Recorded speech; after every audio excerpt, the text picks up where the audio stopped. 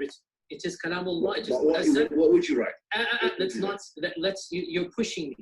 And I'm saying it's not hikmah to, listen, I have a condition, like I said, everything I say is going to be factual. If I wanted to do tawdi and whatnot, I would do it right now in front of you. Pause. The Quran is the... Okay, that's important. So let me just explain some of the things that they're saying. So when Mohammed Hijab is asking him the question, he's saying, again, munazzal is something that's revealed or divinely inspired by God. And he's saying, if you were given a blank mushaf, basically like a blank, sheet of paper or like a blank book, would you be able to write down what the revelation that God gave to Muhammad? Would you be able to write that down on that mushaf? And he's saying, that's hard to answer. It's not that easy. He's saying it's not that easy. Now, what he's saying right here, Tawriya is it's like you know how Sunni Muslims are always accusing the Shia of doing taqiyya and lying and stuff like that. Tawriya is the Sunni version of lying, basically permissible form of lying. And he said right here, I can do Tawriya. I don't need to do that right now. Imagine if the shoe were on the other foot and we had a New Testament scholar being interviewed. Wait. Yeah. Wait. He actually said I could do lying here? I could lie right now, but I don't have to. Yeah, that's what Tawriya means. Let me replay.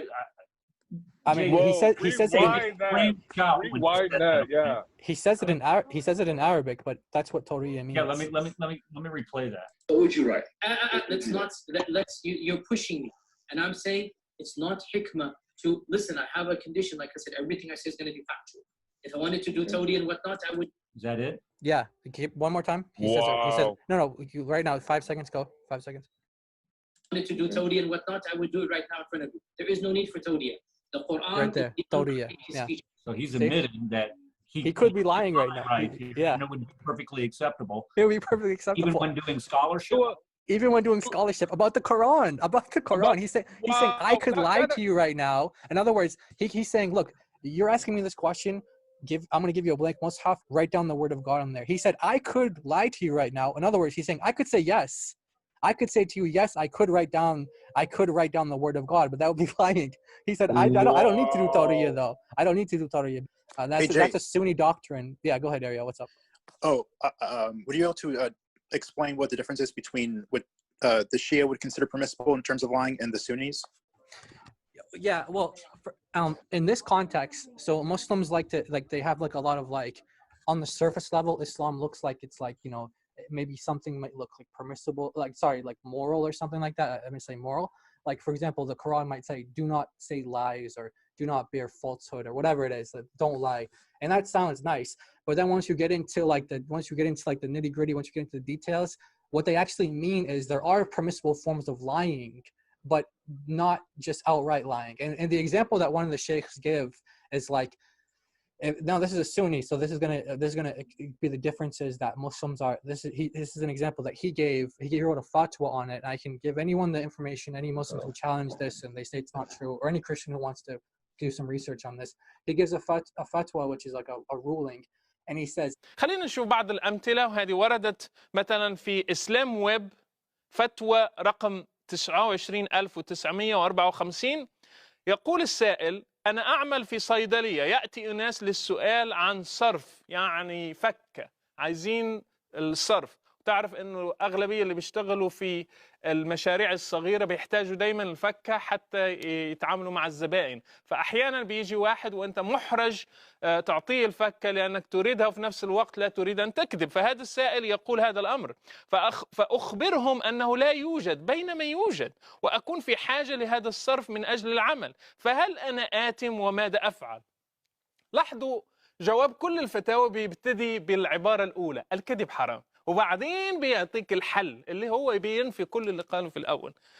الفتوى تقول بعد الحمد لله والصلاة والسلام على رسول الله: لا يحل لك أن تكذب على هؤلاء، ولكن كن صريحا معهم وأخبرهم بأن لديك صرفا. حلو، ممتاز، ولكنك في حاجة إليه لعملك، وليس في هذا أي حرج شرعي. ممتاز، والواجب عليك التوبة مما صنعت والحذر من العودة إليه. لو بقيت الفتوى إلى هنا لاعتبرتها أنا فتوى تقية مشجعة تدعو إلى التقوى، تدعو إلى الصدق، لكن ولك أن تستعمل التورية. هنا يبدأ الخداع الإسلامي. دايما العنوان شيء وما يأتي بعده شيء آخر. بأن تجيبهم بما يفهمون منه عدم وجود الصرف عندك، كأن تقول مثلا لا يوجد، وتقصد أنه لا يوجد صرف زائد على حاجتك. وقد صح عن عمران بن حصين قوله: إن في المعاريض لمندوحة عن الكذب، رواه البخاري في الأدب المفرد، والله أعلم. إذن رجع المفتي لنفس الشيء، تقول له إنه مش موجود، لكن أنت تقصد إنه ليس عندي صرف فوق الحاجة، وهو فهم منها إنه مش موجود عندك أي صرف، فأنت اجتنبت الكذب بطريقة شرعية. نشوف مثال تاني. السؤال: هل الكذب حرام في جميع صوره؟ أنا طالبة في كلية، وبعض الأحيان تطلب مني زميلة أن أكتب لها اسمها في الحضور وهي ليست حاضرة. أبي رجل عصبي جدا، ودائما يقول لنا إذا تكلم أحد في التليفون يريده نقول له إنه ليس موجود لكي لا يرد عليه، وأنا لا أجرؤ أن أقول له إن هذا حرام، فماذا أفعل؟ بتخاف من أبوها. حاولت أن أتهرب من الرد على التليفون، لكن أحد إخوتي وقع في مشكلة. إيه اللي بتنصحني يا حضرة المفتي؟ دي على فكرة من إسلام ويب لمن يريد الرجوع إليها، فتوى رقم 39152. تقول الفتوى، طبعا بعد الحمد لله والصلاة إلى آخره: الكذب حرام. دايما العنوان يعني بيبتدوا بالعنوان الكبير: الكذب حرام، ولا يرخص في الكذب إلا لضرورة أو حاجة، ويجب أن يكون ذلك في أضيق الحدود بحيث لا توجد وسيلة أخرى مشروعة تحقق الغرض إلى آخره. ومن الوسائل المشروعة التي تحقق الغرض دون وقع في الكذب ما يسمى بالمعاريض، حيث تستعمل كلمة تحتمل معنيين يحتاج الإنسان أن يقولها، فيقولها قاصدا بها معنى صحيحة بينما يفهم المستمع معنى آخر. ومن ذلك أن تقولي عن أبيك إنه غير موجود، قولي لهم إنه غير موجود، وتقصدين إنه غير موجود أمامك أو في غرفتك ونحو ذلك.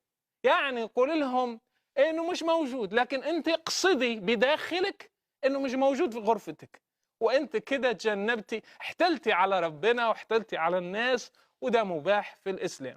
خلينا نشوف فيديو للشيخ محمد حسان بيشرح هذا الأمر بطريقة رائعة. ما حكم المعاريض وما الفرق بينها وبين الكذب؟ الكذب واضح، الكذب واضح، وهو الإخبار عن شيء يخالف الواقع، هذا هو الكذب. أما المعاريض المراد بها التورية. بمعنى إيه؟ إن في المعاريض لمندوحة عن الكذب إن اضطر الإنسان إلى أن يوري وأن يقول كلاما يفهم منه المعنى البعيد الذي لا يقصده السائل، وإنما هو يقصد معنى، أو المتكلم إنما يقصد معنى آخر، بحيث لا يوقع نفسه في الكذب، فهذا وارد. هذا وارد. مثلا على سبيل المثال، أنت لا تريد أن تخرج مثلا لرجل طرق عليك الباب، ممكن حضرتك بفضل الله المعاريض الباب يطرق وأنت لا تريد أن تخرج مثلا لهذا الطارق، وأنت جالس على الكرسي تقوم نايم، تنام وتقول لولدك قل للطارق أبي نائم، وأنت نائم، لا حرج في ذلك. ممكن تدخل حجرة وتقول لولدك قل للطارق أبي ليس هنا، ويشير إلى موضع الباب أو إلى موضع المكان الذي هو فيه، وبالفعل هو صادق لأنك لست في هذا المكان إنما أنت في مكان آخر، وهكذا. إن في المعاريض لمندوحة عن الكذب. أما الكذب فهو محرم، ولم يجزه النبي صلى الله عليه وسلم إلا في 3 حالات فقط. إذن لو كان هذا مش كذب، مش عارف هنسميه إيه يعني.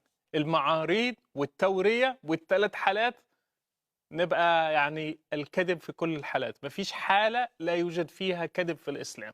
In English, that's called mental reservation. There's actually an interesting parallel debate in medieval Catholicism about the permissibility of what you just mentioned. Mental reservation is when you reserve your true meaning, but you give like an ambiguous sentence. Exactly. That you express. Yeah, that's exactly it. Exactly. Yeah. Yeah, and that's the translation. That's what Torah actually means. It's like ambiguous or ambiguity. Part of the oath that officers in our military have to take today.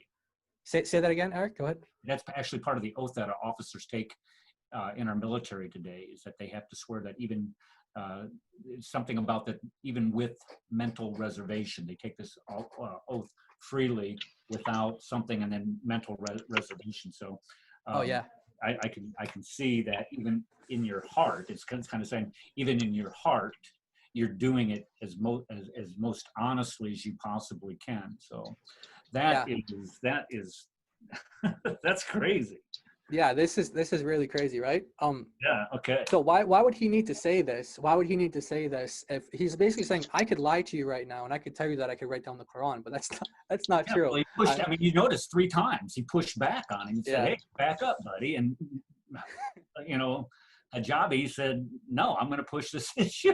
Gee, I mean, and he ends up being the one that kind of bites him in the end. Because why? Because he ends up deleting this because this is so damaging.